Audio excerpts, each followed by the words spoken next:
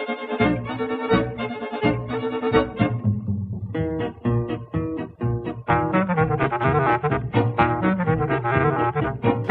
with more on the subject is our grumpy old man. This is the Grumpy Old Man Podcast, hosted by Dave Mathwin. So close your yapper and just listen.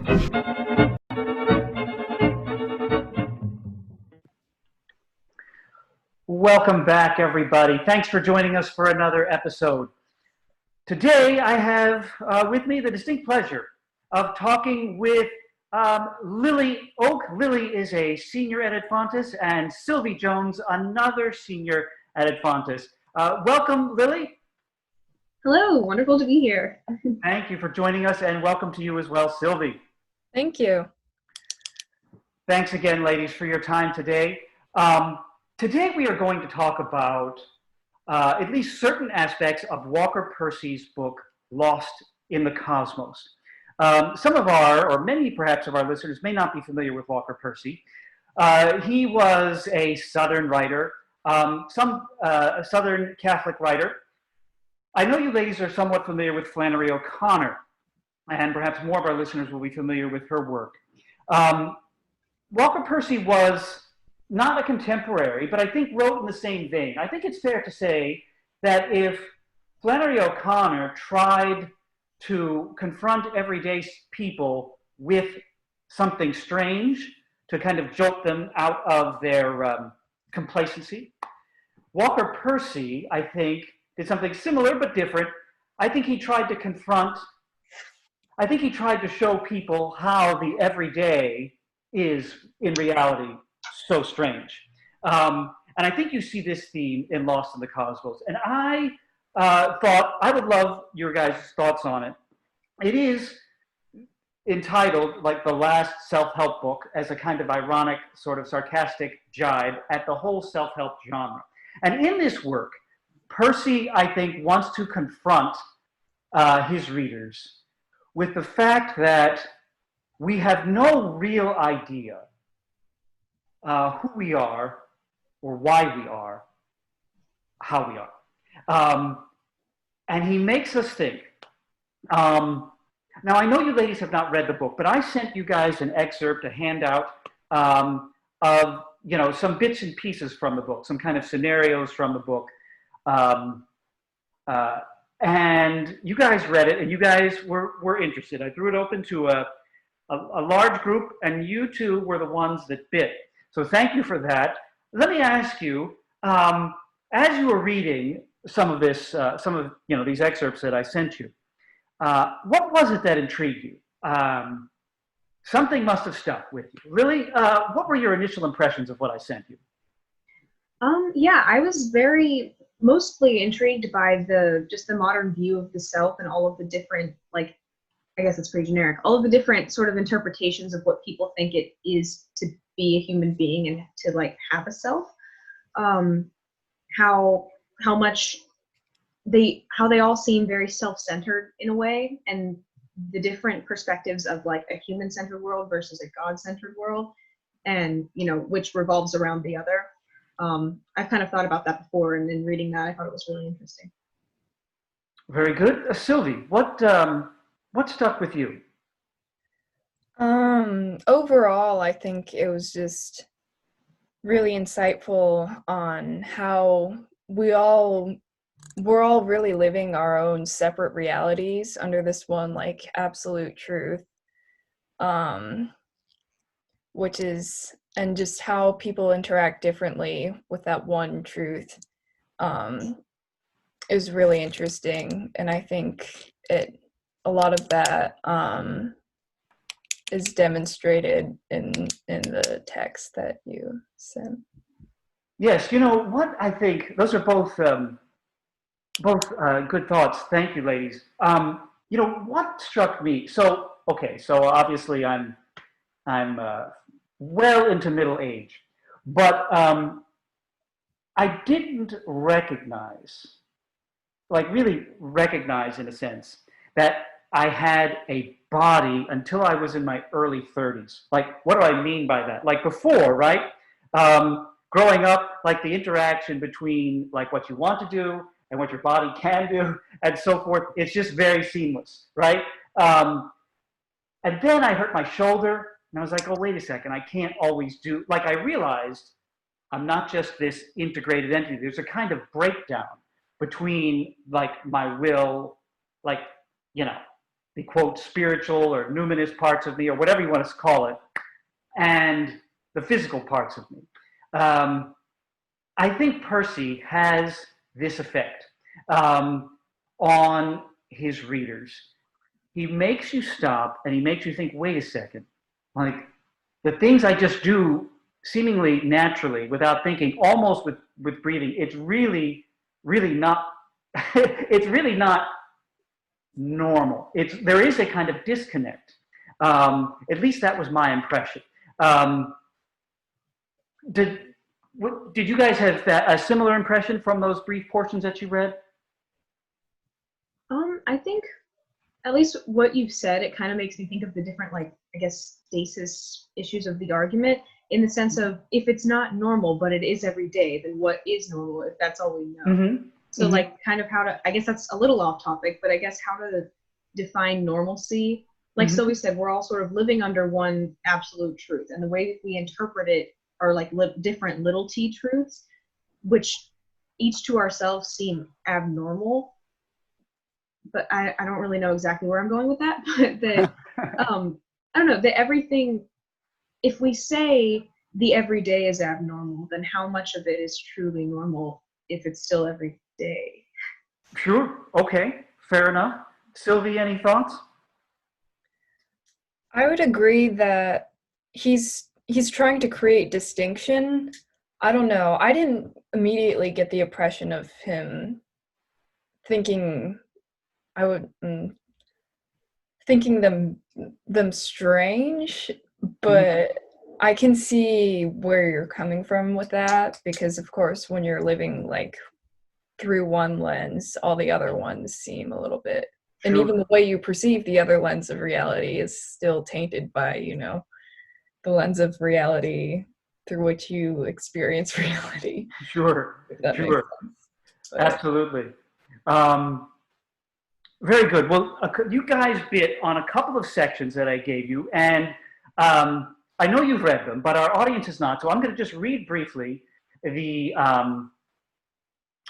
something from that I sent you, and then we can discuss. So there was a section in his book where he talked about amnesia, and the amnesia, shall we say, plot device used frequently. So yeah, again, I know you guys have read this, but I'll read it for our audience.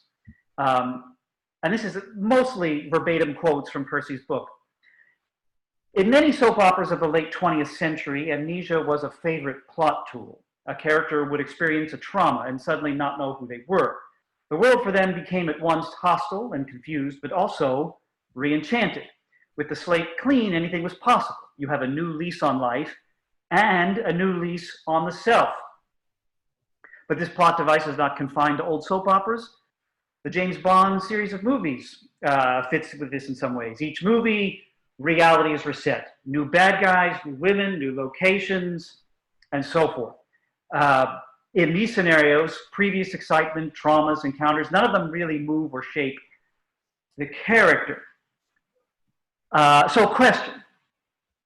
He poses the question. Is amnesia, he asks, a favorite plot device because, number one, the character in the story is sick of himself and needs a change or a reboot. Two, the writers are sick of their characters. Three, the writers are sick of themselves and they need a change. Four, the viewers long for some amnesiac-like experience, and they want to experience this vicariously through the characters.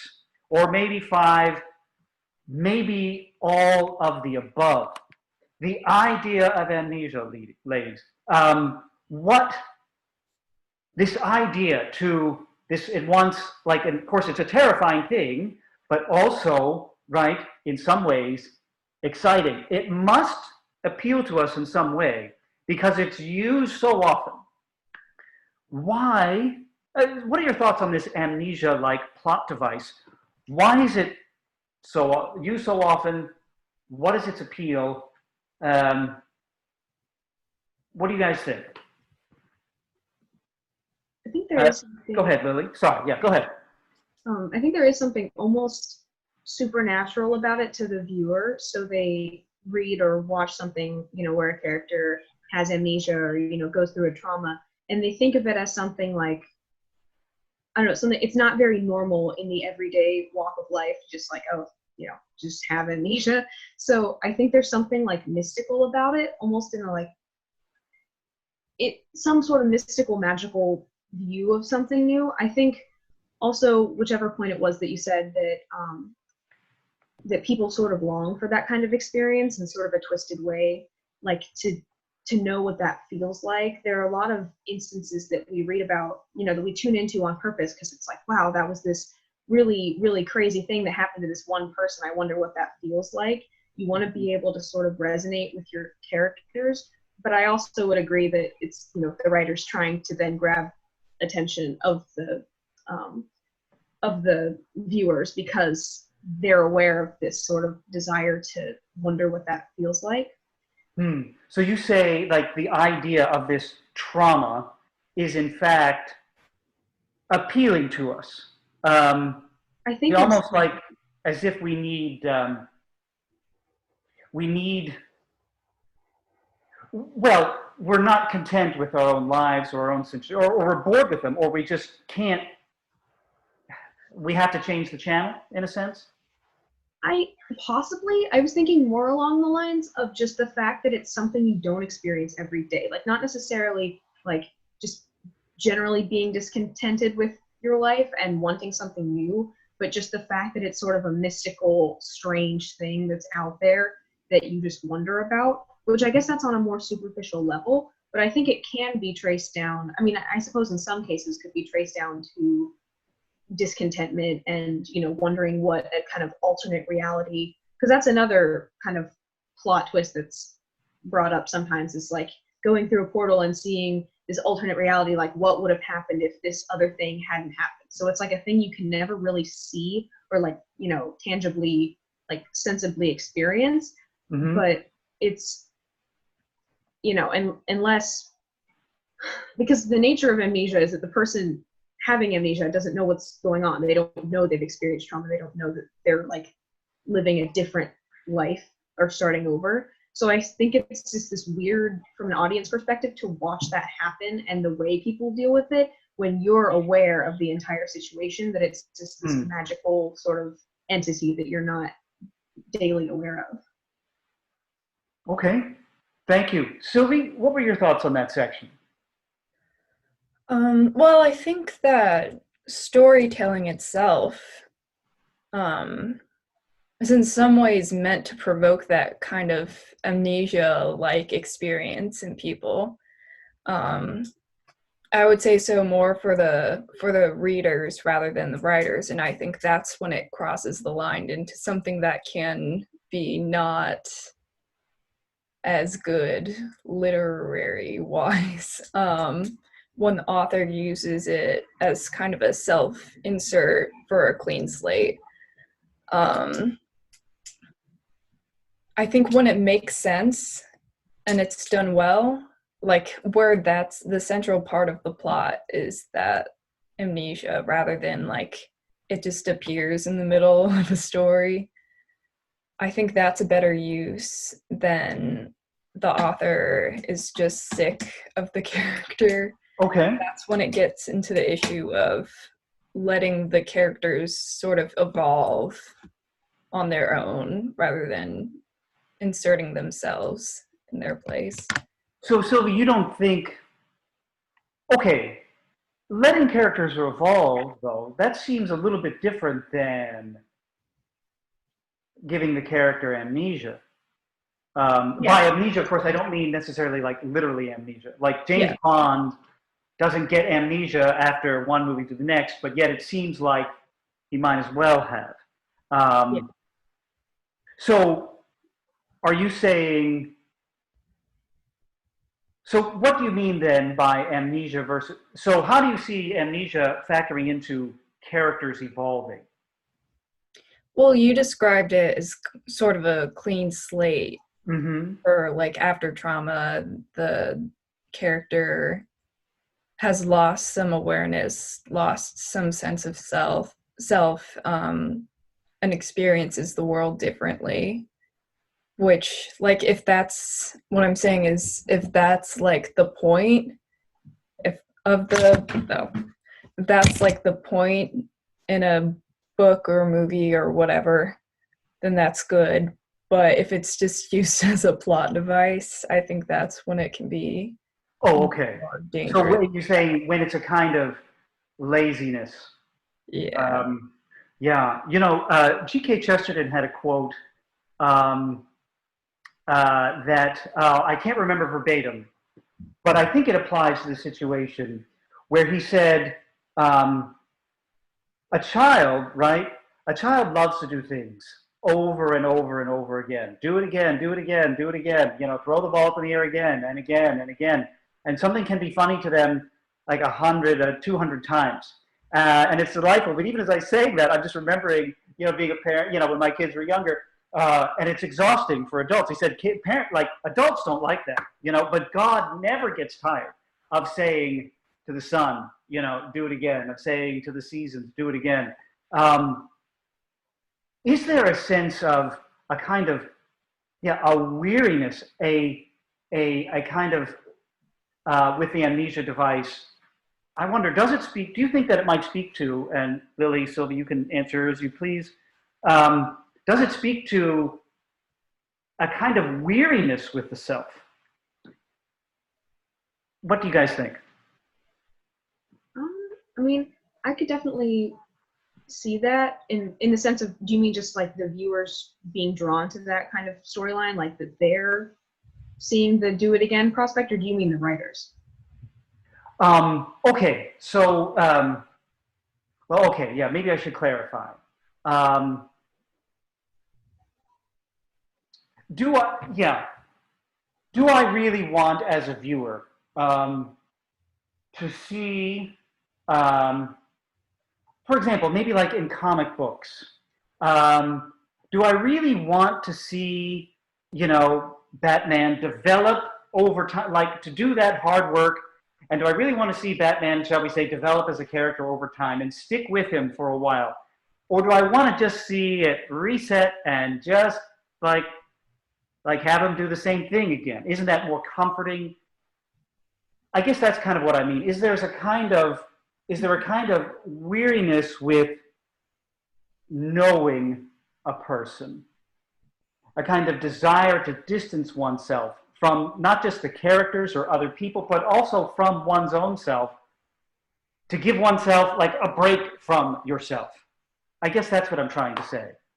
Okay, I could see how that would be, how you could see that in just a straight character development of just, always climbing upwards and never resetting. If it's kind of like Sylvie said, if it's just used as a plot device, then sure, it can get kind of tiring to be like, well, I guess we're just starting over again. But I was gonna say, like, if it's done in the sense of you're seeing a clean slate for the sake of seeing the person at their like fundamental roots, because the point of the amnesia thing is like any person who's like, written in their open book is out of their life. So they're stripped down to the bare bones of like who they really are, regardless of what they think they are. So I think if it's done in that way, then it wouldn't be seen as like well, we're just starting over and doing a new storyline. It's like you're seeing a different person because the person before had developed in growing up, and all of the people that were in their lives affected the way that they viewed the world. But if that character, if they're completely stripped of all of that interaction and memory, then they're just left with this like essentially adult like child, because they're unaware of the things going on around them. They don't, remember kind of the things that built them. So in that sense, I don't think as a viewer that I would get, sort of tired of, or, disappointed in reading that and thinking like, oh, well, I guess it's just another you know, I guess a parallel version of what I just read. But then again, there's also the side of if the character development is like really, really good and you're really invested in seeing this character thrive and grow and succeed, and then it's a complete reset, it can, if it's like used as a plot device, it can, you know, be kind of annoying to the reader to have stuck with that character for so long. I'd probably generally side with the former, because if it's going to be used that late in character development, it would probably have a pretty big impact on the story, but that's just me. All right, Sylvie, thoughts on, go ahead, your comments? Yeah, I would say the short answer is yes. I think it's some reason why people go to entertainment, to read, watch movies. I think it's kind of like the argument in experience in criticism. There's the kind of entertainment where you're getting something from it to better yourself, or it's just like pretzels, salty pretzels. Right. And I think that the salty pretzels in this context would be like renewing the self. I think because when you read a book or you watch a movie, essentially it's not really, I don't really think of it as the plot that you're invested in. I don't know, maybe that's not quite the right way to put it, but essentially I think what's happening is that you become the character in some sense, the main character, the protagonist, because you see the world from that character's perspective. So I think definitely, I mean, also just speaking from personal experience, like I honestly, when I watch a movie, I forget that I'm me. Like, I don't know. Sure. Know if that's anyone else. Maybe when you're like, that doesn't really happen to me so much when I'm reading like a book in literature where I'm thinking about it and analyzing it. Right. But if it's something more like entertainment oriented, mainstream, then like I don't think anybody's thinking about it that way. Sure. And of course, you were referred there to C.S. Lewis's Experiment in Criticism. Yeah, I explained that well. That's okay. No, that's fine. Where he makes the distinction, Lewis does, between using and receiving. And there's some literature meant to be used, where you're kind of, like just I'm hungry, just let me grab some pretzels, or it's not like you just want to eliminate the hunger. And there's some literature or film or art or what have you that is meant to be received. You know, a gourmet meal I shouldn't just like throw down as I'm heading out the door. It's meant to change your experience in some ways. Yeah, I think certainly the amnesia device, I think, could fit into the kind of using. I just wonder, I do think we need to be careful about how we use that device and maybe how often we do. But let's move on to another subject. Let's talk about things and their meaning. This is another section of the book, and I'll read it here. Pick up a home decor magazine or watch one of those home decoration shows that are always playing in the dentist offices. You know, if you're in a dentist office, they're always showing like fix up this house or flip this house or whatever. And you will note that we have a penchant for making simple things out of unusual objects, or making simple things weird. What I mean is, a coffee table can usually not be a normal coffee table. It has to be a tree trunk made of cypress wood, or a vintage Coca-Cola crate, or an old lobster trap, or a large flat rock. In other words, a coffee table can be anything but a board of wood with 4 legs. So why has this happened? Percy gives us the following options. Number 1, we are tired of ordinary tables. We need novelty. Number 2, to feel like a self, we must distinguish ourselves from other selves in some way. Number 3, an unusual table is a great conversation piece, a great way to break the ice with company. Number 4, It's good to recycle older things into newer uses and to repurpose their meaning. Number 5, because the older thing comes from a time of greater coherence and, quote, weight, possession of such objects seems to give ourselves more substance and weight. And number 6, because the modern self is voracious and consumes meaning, we continually need to expand, like the feeding vacuole of an amoeba seeking to nourish itself with new objects, but like a vacuole only, in fact, empties them. And then, consider to what extent an antique is prized. Is it because it is beautifully and wonderfully made, or because it is saturated with another time and place, resistant to absorption, resistant to us absorbing it? Or do the older things come from a time of greater coherence and solidity, unlike our modern plastic age? And Percy closes by asking, did someone in the 17th century want, oh man, it would be so much better if I had a 13th century writing desk, right? Or did he just want something from his time? So there's a lot there. Sylvie, you mentioned that this section grabbed you. What intrigued you about his analysis here, or at least his questions, about how we integrate with the things and the stuff of our lives? I think it mainly, it stuck out to me because it's true. I think we constantly need new vocabulary to reframe the human experience. I think language changes the meaning of a thing, but the thing also changes its meaning over time, and that lends itself to new language and new vocabulary. I don't know. I think my initial reaction would be that I don't know if it's a good thing, but we definitely tend to recycle older things into newer uses and repurpose their meaning. But I also think that decomposing objects, a coffee table is a tree trunk made of cypress wood, that also gives it a different meaning that would appeal to different people. So I think that has a lot to do with it. I don't know. Do you think that, so you tend to think this is a kind of a neutral thing? It's not necessarily good or bad that we do it. It just is common, similar, as you mentioned, to language. Certain words do change their meaning over time. Yeah.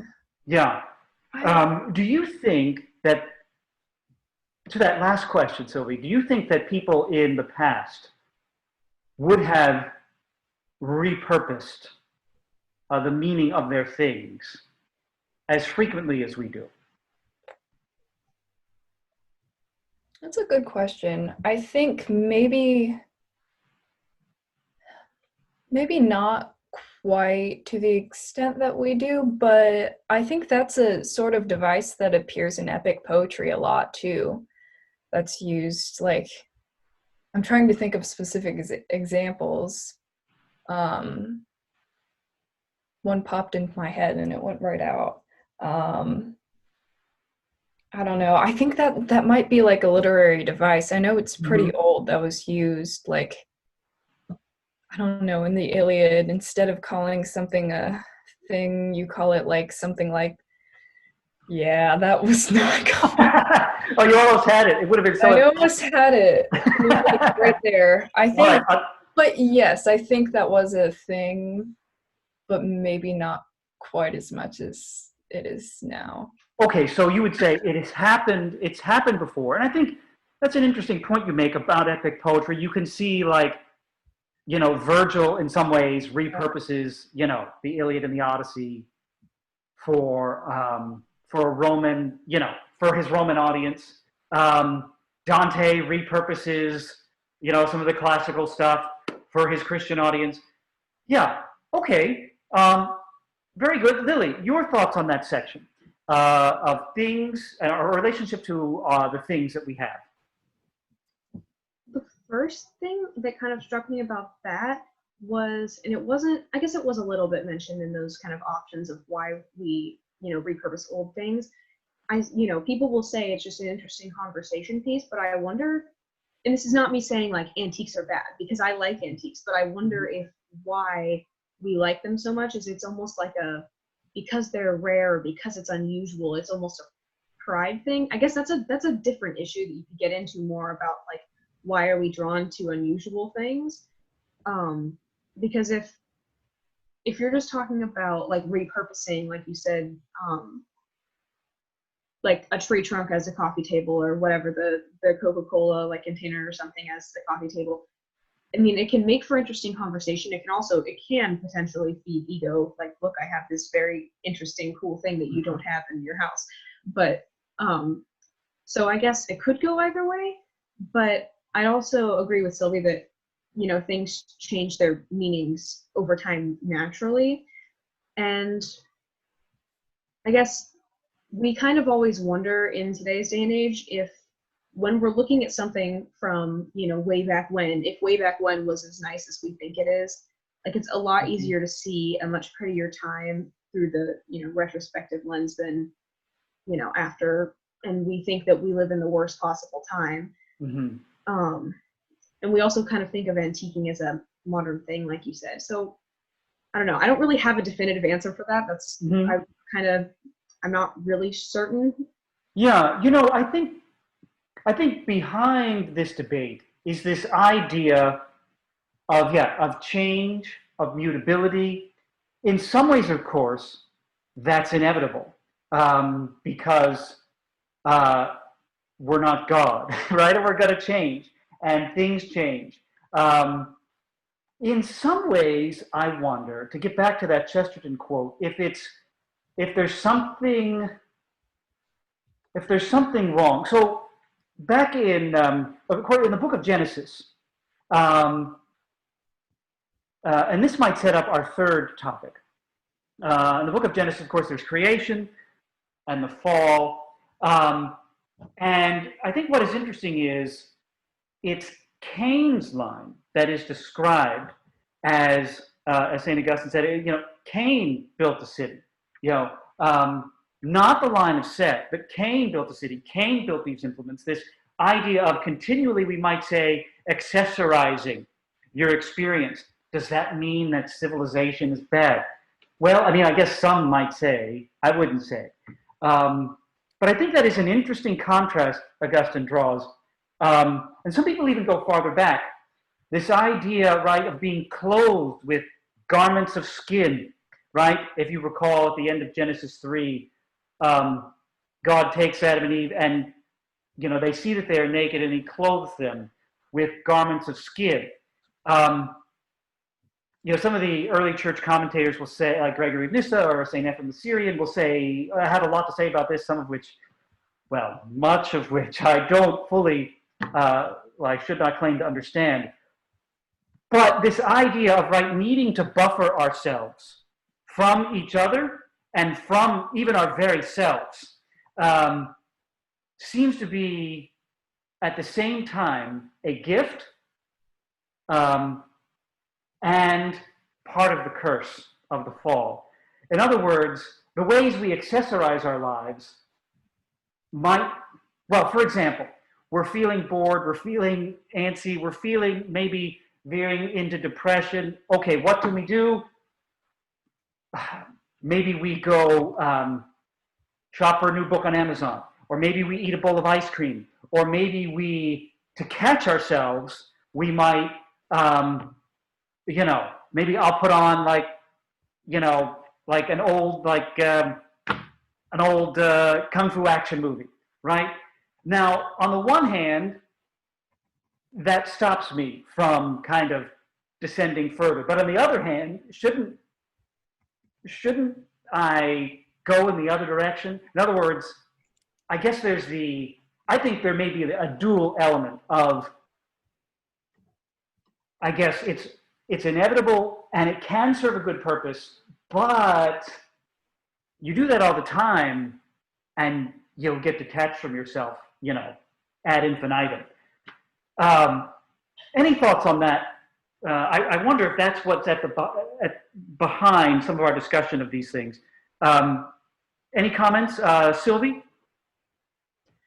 Yeah, I think it serves its purpose, because I think when we're too focused or too self-aware, and I don't know if self-aware is the right word, but I think essentially if we're too focused on ourselves, Mm-hmm. we can become less focused on God. Mm-hmm. And I think that the different perceptions of or different views of selves, that list that you gave us is Mm-hmm. different ways of coping with that. Mm-hmm. Just different ways of orienting ourselves or proportioning ourselves, I guess. I think the balance is to orient ourselves away from ourselves enough to focus on God, but still keep in touch with ourselves. Sure. Yes, and of course, that focus on God, I mean, it's easy to say, but extremely difficult to do. Yeah. It's probably much easier just to watch another Kung Fu movie. Yeah. Lily, what were do you have thoughts on that? Yes. I kind of thought along the same lines of what Sylvie said. It's like finding the balance between how much of your identity is, in yourself versus God. I kind of just like took notes on some of the different ones and how they relate to Christianity. I think probably the best example of the balance between that is the Cosmological Self, which is the sort of when the example given was if you ask, a college student who they are, they'll say, I'm a insert mascot here. So like I go to the school because so in that sense, if you're completely identifying yourself by what college you go to, then you might have an issue. But in that sense of like placing your identity in one earthly thing can be a very dangerous slippery slope to head down if your entire self is based on one like aspect of your life. However, to answer that question, because you could insert the word Christian, say, who are you? I'm a Christian. Should that tell people a lot about your life, as opposed to if you say like if you say I'm a musician, okay, good, you like music, but that doesn't tell me much about the way you lead your life. Mm-hmm. I'm a Christian, that says a lot more about who you are. So, and there's this like constant quest, it seems, in the secular world to be constantly, like you said, either ridding oneself of their self or being completely absorbed in oneself. You hear the phrase, growing up and going to college or going to travel to find yourself. Right. What does that mean? Like, there's a lot that doesn't make sense to me. I mean, I'm sure if I talked to somebody who felt that way about, I have to go have an experience to find myself, to me it sounds like filling a void.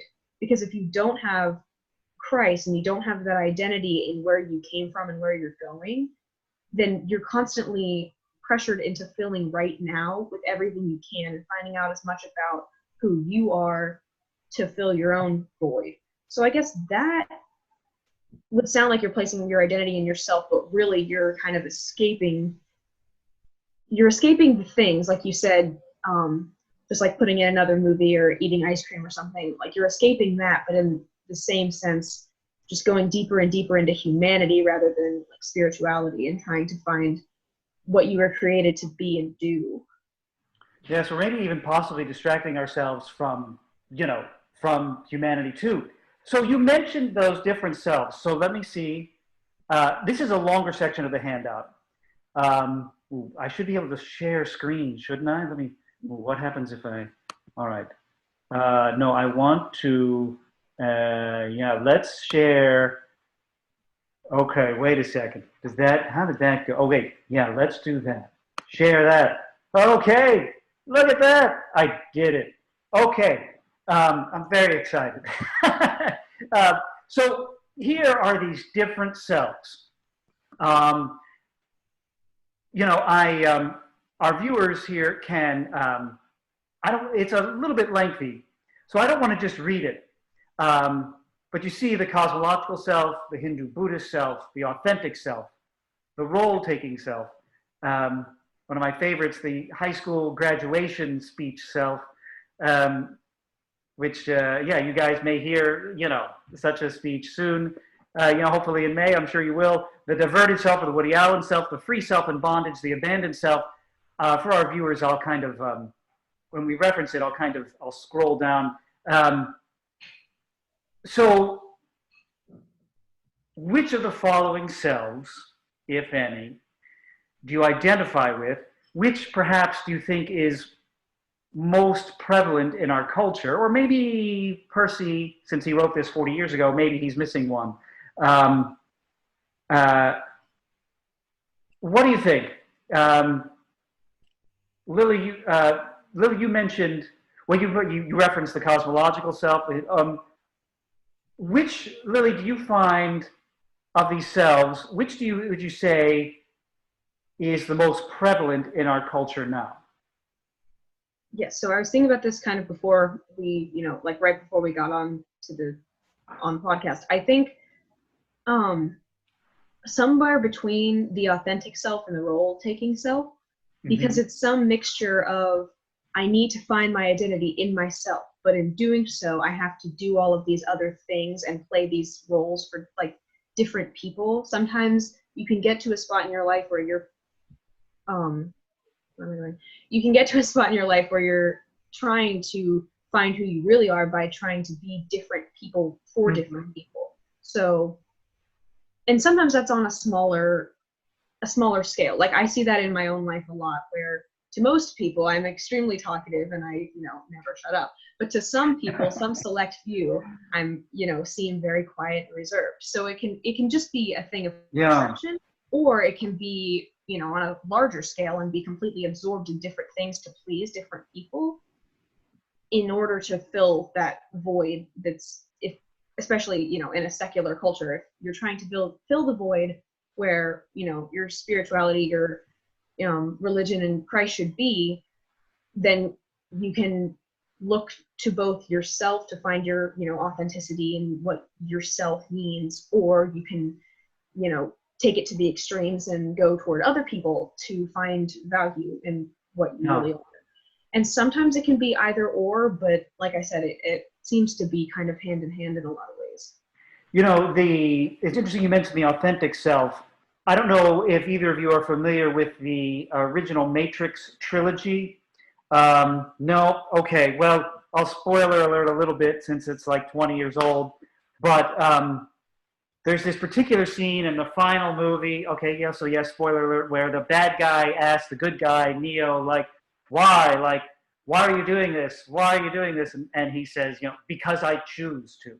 Like, there's no other reason needed other than I get to choose, and essentially, like, my version of me and my version of what reality should be.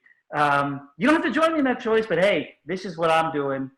So I think the authentic self is definitely there in our culture. This idea that our self is not really we have to find it somehow. And this may be, more of a modern democratic idea than it is like I don't think Achilles or even maybe Julius Caesar or anyway, I don't think they necessarily would have struggled with this question. Maybe Julius Caesar, maybe. Sylvie, what do you think? What struck you as perhaps, how would you answer that question? I asked Lily.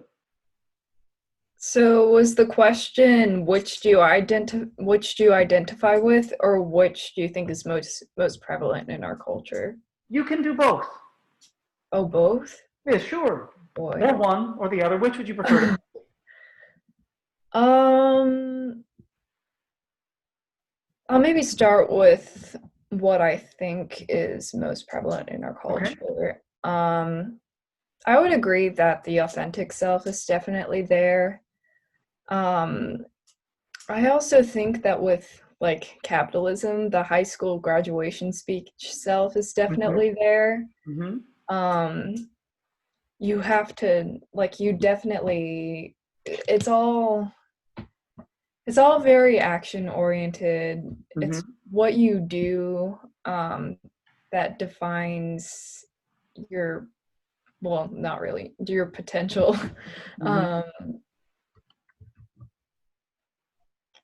Yeah, and there's this idea of, I guess that's similar to the authentic self in some sense, of kind of pursuing happiness, like the American dream. I don't know. So I think that also exists. And what version of these selves did you think that you could most identify with, if any? Maybe the authentic self a little bit. Sure. I don't know if I could really identify with any of them, quite honestly. Sure. Well, yeah, I think that's, neither can I don't think. One thing that I wonder if it's getting, if we might be seeing a little bit more of in our culture is this idea of the abandoned self, which is there here. Like, if you're just listening via audio, the self only achieves actualization by abandoning itself utterly to some goal or task. Think of the fevered artist possessed by a sculpture they must finish, or the scientist who must complete the experiment at all costs.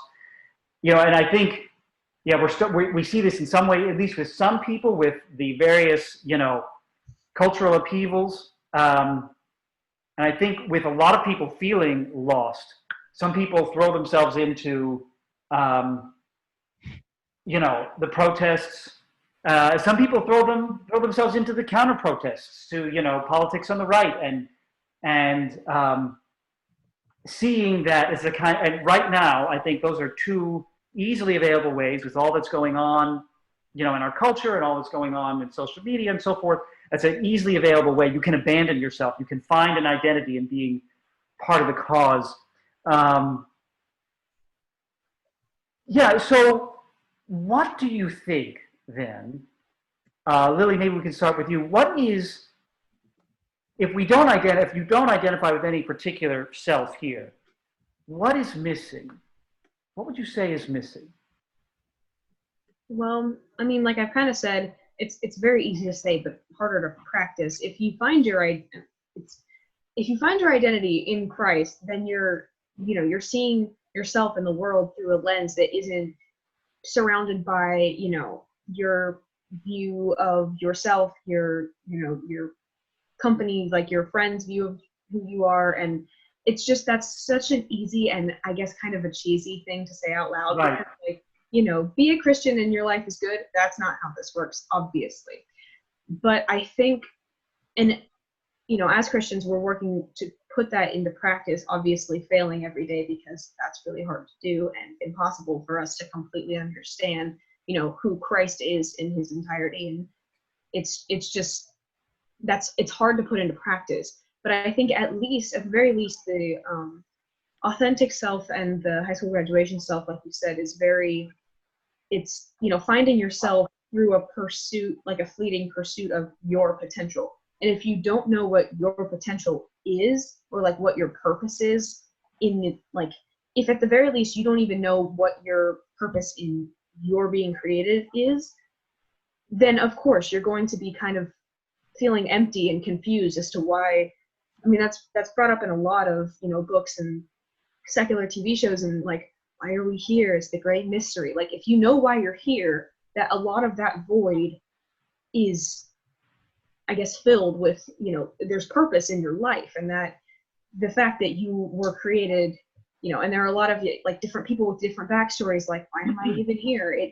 If that at the very least, that question is answered, then you're on the right track. But obviously, like I said, trying to just say, find your identity in Christ is so, I guess, stereotypical Christian to just be like, be a Jesus person and your life will be fine. But yeah, I think that if you at least start with the idea that you're here for a purpose and that you have an ultimate goal other than just survival and or pleasing people, then a lot of the finding yourself can be done through, your mission as a Christian, and not through what you think you need to be viewed as, or the way you need to feel about yourself or understand about yourself. Because ultimately, God understands you and created you to do a certain thing and to be a certain person. So that's a sort of contentment and comfort that we as Christians have, that we know that we were placed here and we didn't just happen on accident. Which is not to say that the authentic self or the high school graduation self is not found in Christians, because it definitely is. And it's not, always an easy thing to avoid, to think like, oh, well, my potential is just to be a Christian and spread the gospel. Like, no, we definitely get roped into worldly things and, place our identity. And I guess that goes into the role-playing self, placing your identity in your occupation and what you do, and like who you are in your workplace or something like that. But if you have that assurance in the first place, it can make it easier to sort through those sorts of issues. Yeah.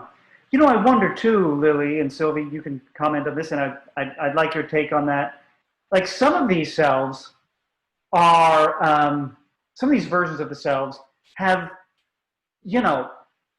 parts of it are, we might say, compatible with Christianity, or overlap in certain ways. The cosmological self, right? You want to identify with something larger than yourself, with the church, with the kingdom of God, even the authentic self, right? The Christian language of being born again, of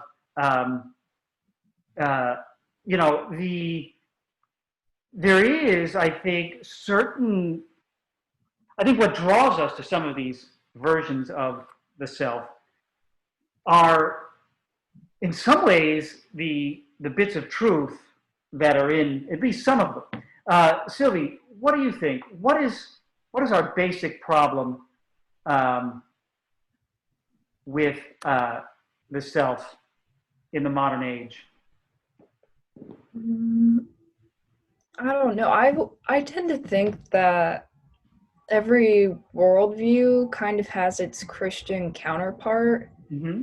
So I would say that even though there's a worldview that isn't directly Christian, that it can still, I think Christianity informs why those worldviews exist.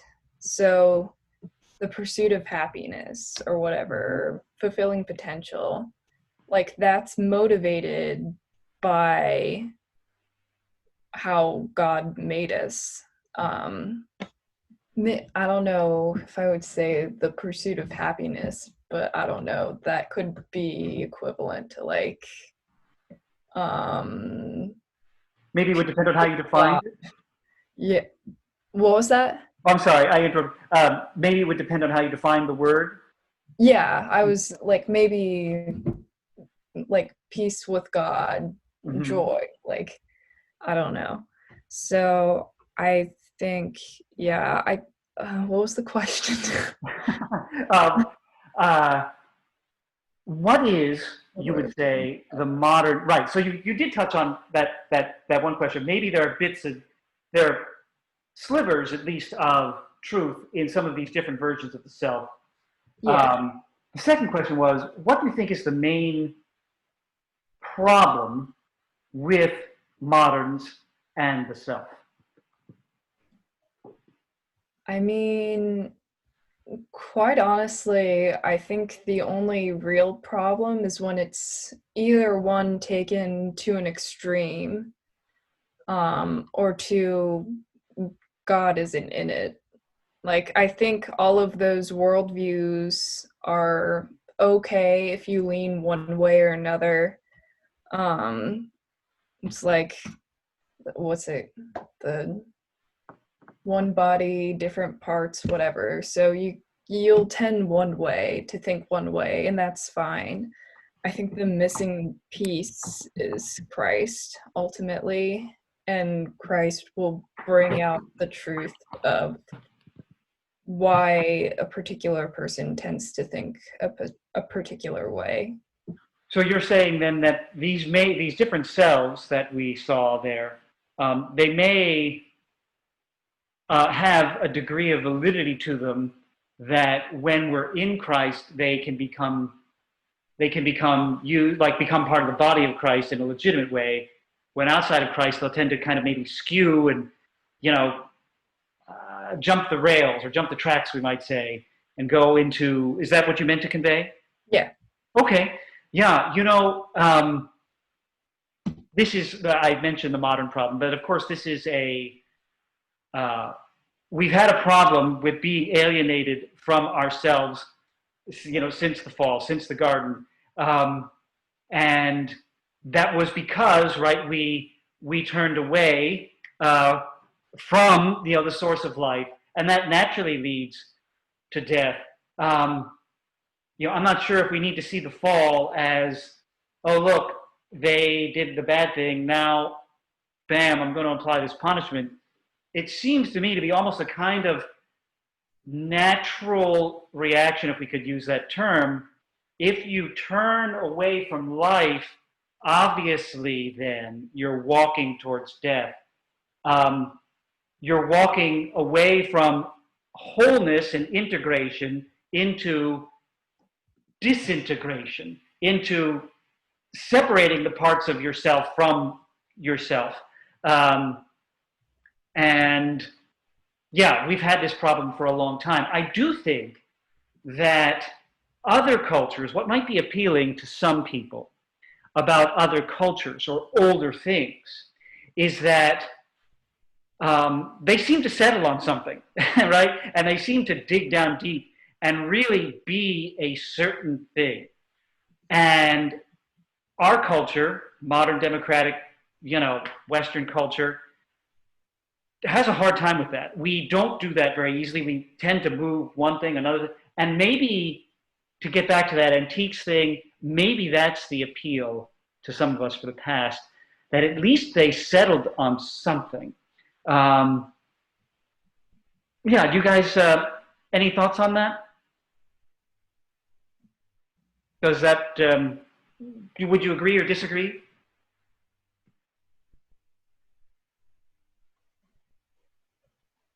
I would agree, I think.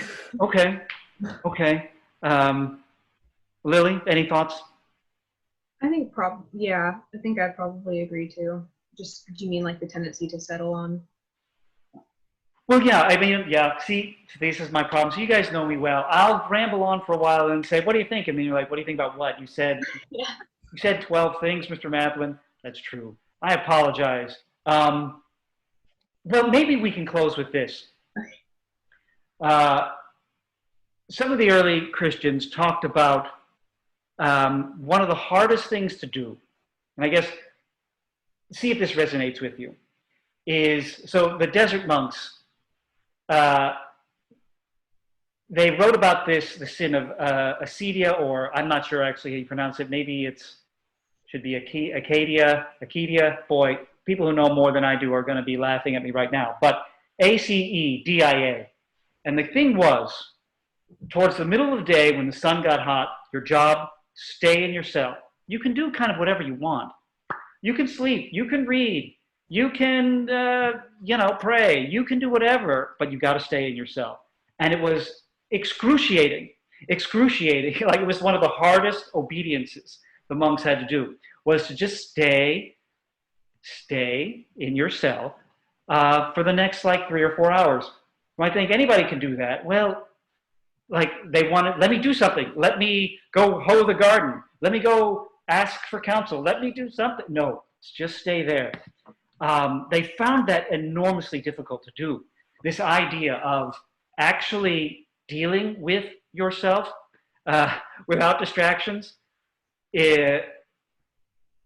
Some of the monks couldn't make it past that step. And I think when I think about it, I think I understand why that might be. Does that seem to you like a hard thing to do? I think hardly any of us ever really try and do it at all. I can't say that I have. I mean, yeah, you hear it's almost impossible to just do nothing, because when somebody's like, what'd you do today? Oh, nothing. Like, well, you did something. You twiddled your thumbs around on your phone. You watch TV. Like, you occupy your mind with something. So to just sit there and sort of face what you like that's part of, when parents send their children to timeout, they have to sit there and think about what they did without, playing with toys or talking to people. Like, I just remember I'd rather be, go clean your room or something, like go do something. So it was like a distraction. But even as a little kid, like, I did one, very small little thing, but it's like, you still don't want to sit there and think about, like, I did a bad thing. Like I did something wrong. It's really like from early childhood, that's a weird thing to sit there and face. I can't remember the last time I sat idly and just like, sat for like a long period of time and thought about like all of the bad things I'd done in a day, or sat still and, in my room with my door closed. Like, I'm rarely just sitting in my room. And even if you're allowed, like if the kid's sent to their room and they're allowed to play with their toys, like it's still this like, you sent me to my room and I have to stay here. It's hard for people to feel confined. Right. Yes. It's hard to feel the weight, in a sense, of the self, or perhaps the weight of the presence of God. Sylvie, does that strike you as, when I mentioned that, did it strike you like, oh yeah, wait, that's hard? Or I was just struck that like parents use that as a punishment. Yeah, right.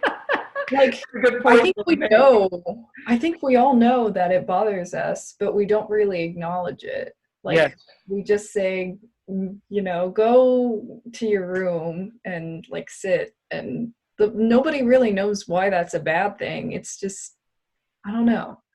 Yeah, I would agree. I don't know. Not so much about the doing nothing part. I mean, I don't know. I guess I'm always doing something, but I think mostly my state of mind is usually somewhere else. I'm hardly ever like I spend most of my life imagining I'm someone or somewhere else. Do you think of yourself being interviewed and giving like various, what are your influences or stuff like that? Do you imagine yourself being interviewed at all? Not really interviewed, no.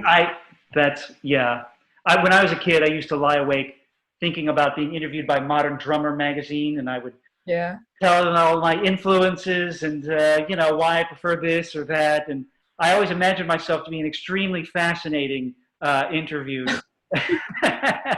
Oh, maybe like a celebrity interview. Yeah, I can see that. Okay, not like a real interview.